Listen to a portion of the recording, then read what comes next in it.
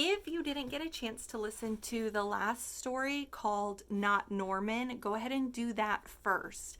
And then come back and listen to Dogfish, because both of these stories have to do with a little boy who has a goldfish for a pet. And I want you to be able to compare and contrast them, or say the things that you notice that are the same and that are different. So this one is called Dogfish by Gillian Shields.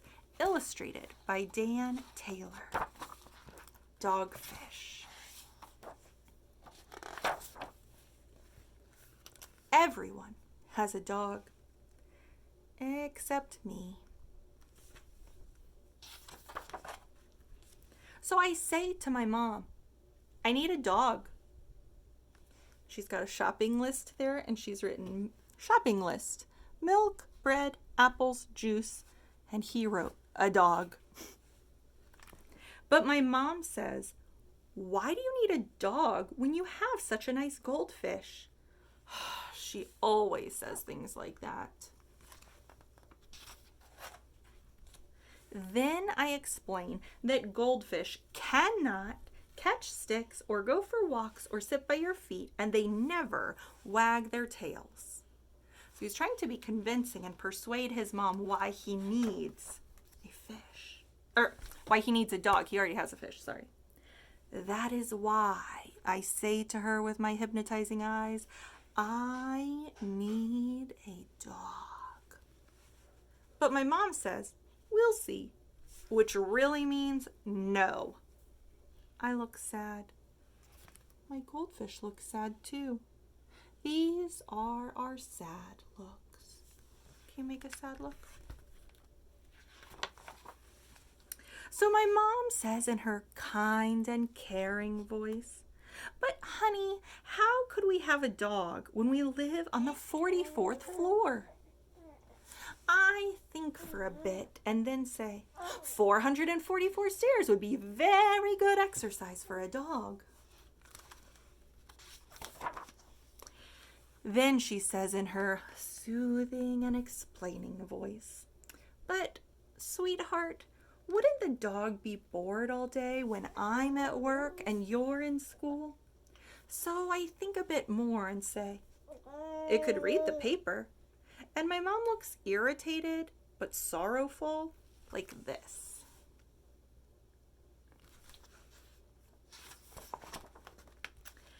Then she says in her "this really is the end of the matter" voice, now darling, how could we possibly afford to feed a great big hungry dog?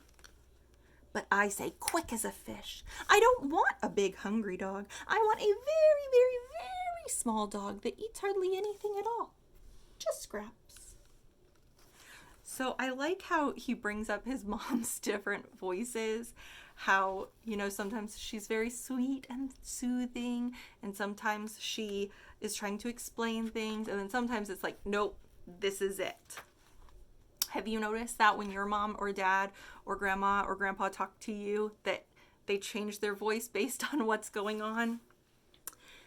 Then we all look how people look when the situation is hopeless, like this. After a bit, my mom says, well, if you can't have what you want, you could try to want what you have. She always says things like that. So then I look at my goldfish, and my goldfish looks at me with his hypnotizing eyes, and I think maybe, just maybe, what do you think he's thinking? Just maybe what? So I teach my goldfish to catch a teeny tiny stick. It takes practice. It is a tough job. Sometimes I think it is a waste of time, but we get there in the end, and it feels good. This is how good it feels.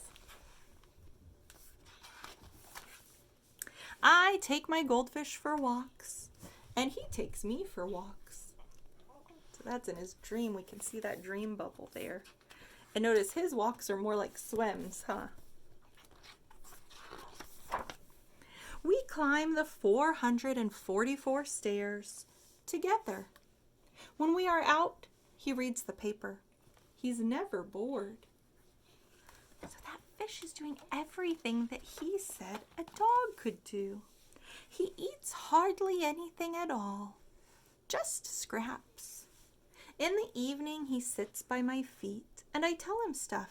He's a great listener. He can even wag his tail to say, "I love you."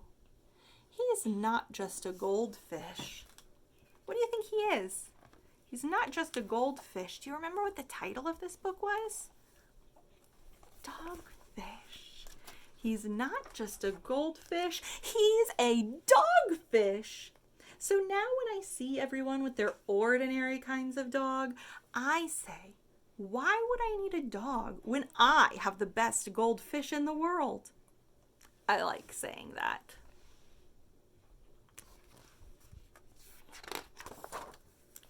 And I look, and my mom looks, and my goldfish looks utterly, totally, blissfully happy. Just like this. Bubbles. It looks like he's got a little doghouse shaped fish house, huh? So, now that you've made it to the end of Dogfish, can you think of some things that were the same and that were different between Dogfish and Not Norman? Go ahead and talk about that with somebody in your house. See you guys next time.